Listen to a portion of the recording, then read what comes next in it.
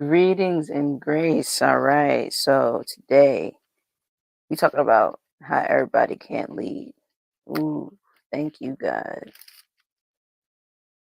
Now we finna rock this joint on out. Exodus chapter 32. We're specifically talking about Aaron.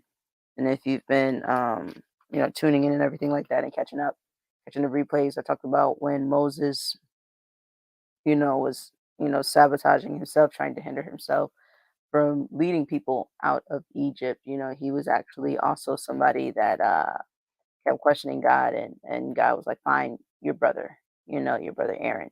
And now Aaron wasn't initially, part of what God had called Moses to do, but Moses was just, he was insecure about some stuff, and he was just like, "I can't do it, Lord." And God was like, "You're gonna have your essentially your crutch, and that's gonna be your brother Aaron." So Exodus chapter 32, the golden calf. When the people saw that Moses was so long in coming down from the mountain, they gathered around Aaron and said, "Come, make us gods who will go before us. As for this fellow Moses who brought us up out of Egypt, we don't know what has happened to him." And bear with me, you guys. I got one of the crowns in for my root canals earlier today, and got some aspirin. The Novocaine's wearing off, but we gonna make it through. Aaron answered them, "Take off the gold earrings that your wives, your sons, and your daughters are wearing and bring them to me." So all the people took off. So they don't know what happened to Moses. And so Aaron, Aaron's next in line. Aaron's in charge. Aaron answered them, "Take off the gold earrings that your wives, your sons, and your daughters are wearing and bring them to me." So all the people took off their earrings and brought them to Aaron. He took what they handed him and made it into an idol cast in the shape of a calf, fashioning it with a tool. Then they said, "These are your gods, Israel, who brought you up out of Egypt." Jesus. That's why when Aaron saw this, he built an altar in front of the calf and announced, "Tomorrow there will be a festival to the Lord." So the next day, the people rose early and sacrificed burnt offerings and presented fellowship offerings. Afterward, they sat down to eat and drink and got up to indulge in revelry. Then the Lord said to Moses, "Go down, because your people whom you brought up out of Egypt have become corrupt. They have been quick to turn away from what I have commanded them, and have made themselves an idol cast in the shape of a calf. They have bowed down to it and sacrificed to it, and have said, 'These are your gods, Israel, who brought you up out of Egypt.' I have seen these people," the Lord said to Moses, "and they are stiff-necked people. Now leave me alone, so that my anger may burn against them, and that I may destroy them. Then I will make you into a great nation." But Moses sought the favor of the Lord his God. Lord, he said, "Why should your anger burn against your people, whom you brought out of Egypt with great power and a mighty hand? Why should the Egyptians say it was with evil intent that he brought them out to kill them in the mountains and to wipe them off the face of the earth? Turn from your fierce anger, relent, and do not bring disaster on your people. Remember your servants Abraham, Isaac, and Israel, to whom you swore by your own self, 'I will make your descendants as numerous as the stars in the sky, and I will give you your descendants all this land I promised them, and it will be their inheritance forever.' Then the Lord relented and did not bring on his people the disaster he had threatened. Moses turned and went down the mountain with the two tablets of the covenant law in his hands. They were inscribed on both sides, front and back. The tablets were the work of God. The writing was the writing of God, engraved on the tablets. When Joshua heard the noise of the people shouting, he said to Moses, there is a sound of war in the camp." Moses replied, "It is not the sound of victory. It is not the sound of defeat. It is the sound of singing that I hear."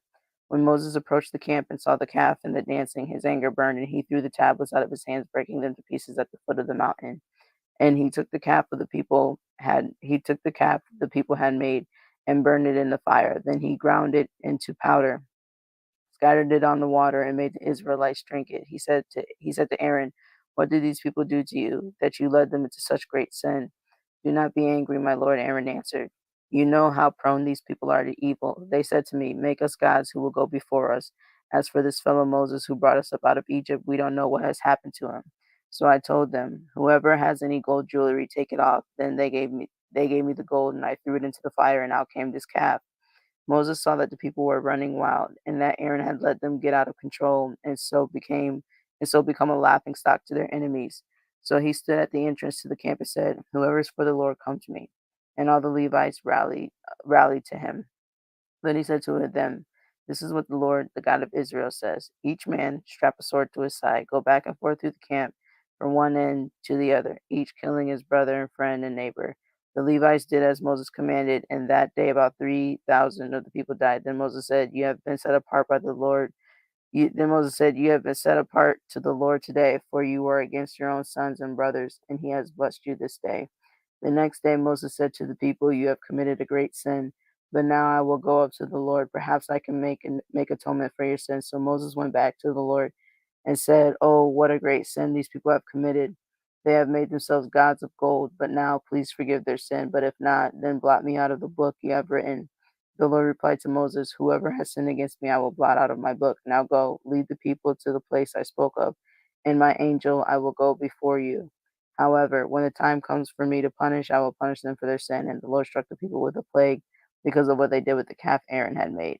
All right, so this is deep. It's like, it's deep because it makes me think of how final how final things were in the Old Testament. Like there was like no room for error. You know what I'm saying? It's like, look, this or this. This is what it is. And if you do this, this is what will happen. If you don't, this is what will happen. And there was a lot of there's a lot of stuff that happened. You know what I'm saying? And it also makes me think about just the state of the world and how people naturally are.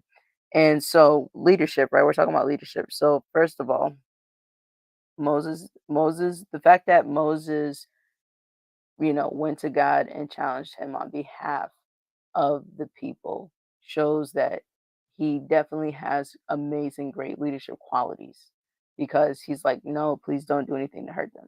You know what I'm saying? Like, let's not do it like that. You know what I'm saying? And God was like, all right.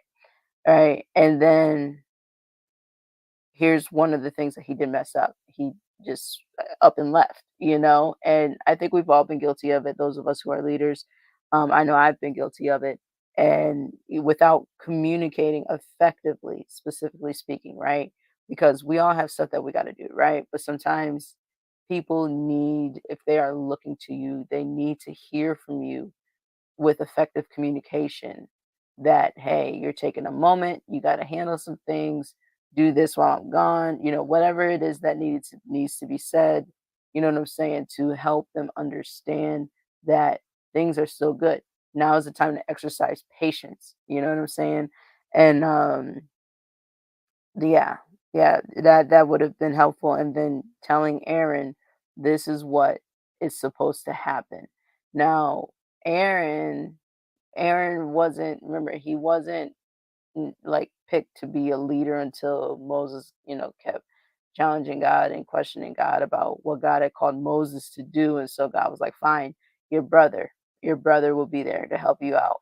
But Aaron, you know what I'm saying? Aaron was Aaron, There's a lot to learn more about Aaron. I don't know everything about Aaron, but this whole the fact that they asked him to do something and then he was just like, "Okay." You know, that's not, the type of leadership that needs to be there because and I get it. I get it. But it's like, okay, you want to guide them to where they need to be guided to, because he's like, "Okay, okay, here's a calf, all right?" He said, "This calf is your God who brought you up out of Egypt." You know what I'm saying? They just came out of slavery. There's a whole lot of trauma, a whole lot of mental health issues there.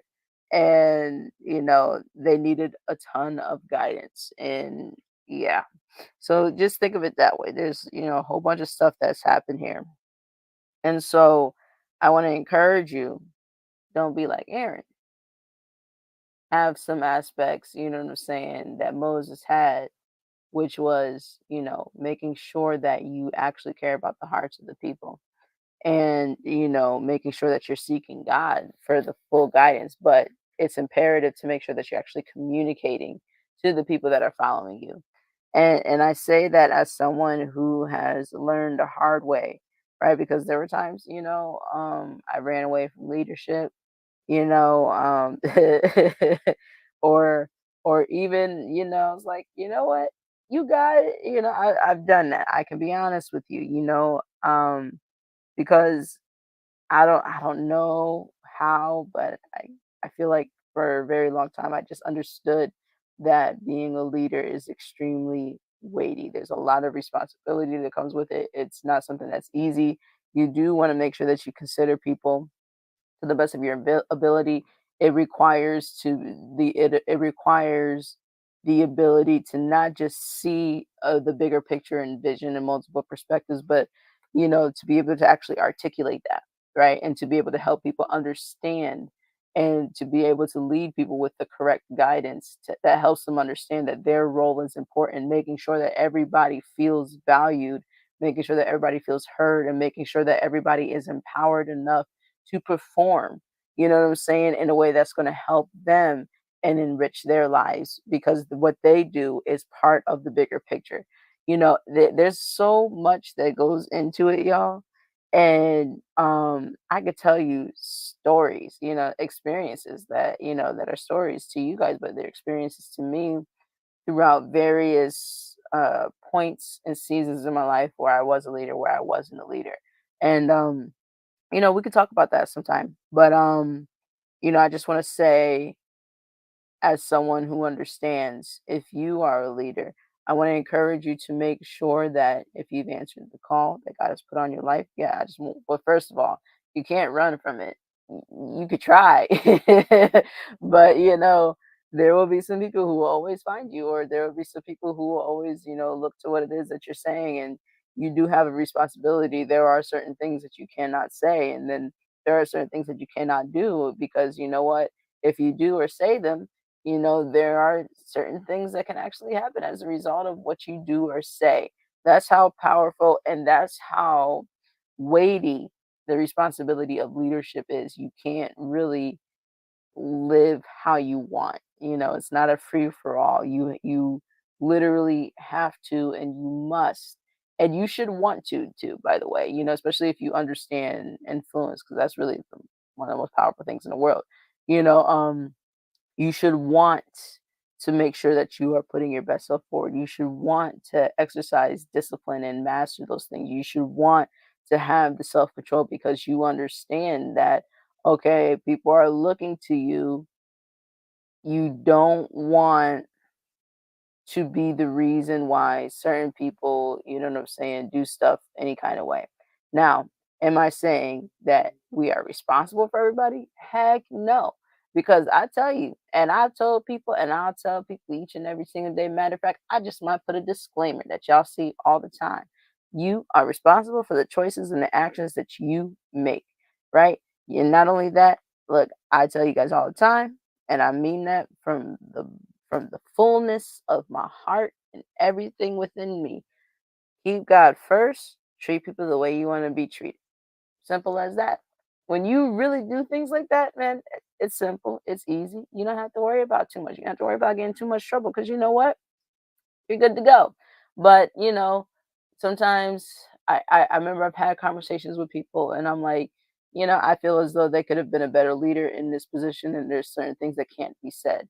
And I remember having a debate with someone and they were like, no, they were fine. People are grown. They're gonna do what they're gonna do. I'm like, yes, but if you as a leader say, okay, go ahead and inject people with bleach and Clorox bleach and Lysol to fight the vid, and they actually do that, there's something one not right in their head.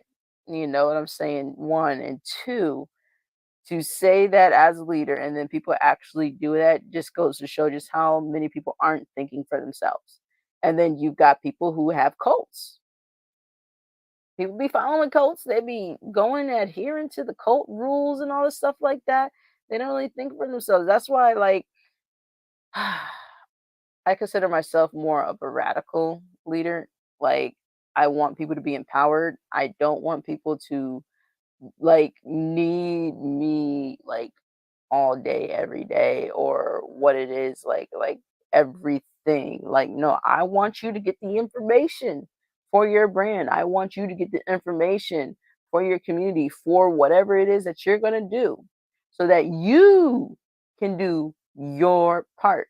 If you were on the fan base app when I was on there, I was telling them all the time. I said, look, I'm not just saying this to say this, y'all. Whomever's in this room, right? You know what you're supposed to do. Make sure that you are doing it too. I do not want to be the only person doing it, right? I know I'm not supposed to be the only person doing it. And I know there's some of y'all in here that need to do what it is that you got to do. So they called me you know sometimes I was called mean or whatever, but I'm just being honest because you can't you cannot depend on one person to literally do everything and hold your hand the entire way. And you know what I'm saying? And I'm saying that with love, I say it with conviction, and I'm giving you the truth. You know what I'm saying? And sometimes love tough. Sometimes love is tough. And that's the reality of the situation. So you don't want to sabotage yourself by one, not not adhering to the leadership that's on the inside of you. Prepare for it, do what it is that you're supposed to do. Be encouraged, right? And you know what? It's better to fail and then, keep going. Keep going. And even when you fail, even while you're failing, keep freaking going. Do not stop. All right. I'm telling you, do not stop because then it's going to be that much harder to try to get back up again. As Donnie McClurkin says, what do? You just stand, get back up again, get back up again. All right. So that's what I'm trying to say. So anyway, also, you are a leader. Do not sabotage your leadership or your legacy or your purpose by being frivolous, right? Or careless. You know what I'm saying? Because at the end of the day, when people put their faith in you and they invest time with you, right? Time is our most valuable asset, even when they don't even realize that time is the most valuable thing in the entire one of the like it's just like it's so freaking valuable. When people don't realize how valuable their time is yet, but they're leaning on you or they're vulnerable, you have a responsibility to protect them. You know what I'm saying? You have a responsibility to protect them, guide them so that they can be strong enough on their own. That is a responsibility. And I've actually gone, toe to toe with a couple of leaders with things like that because I'm the type, how dare you? You don't just treat people how you want to treat them, and then you don't allow people to be extremely vulnerable with you for money. I don't like stuff like that. I'm one of the people that will always speak out against stuff like that.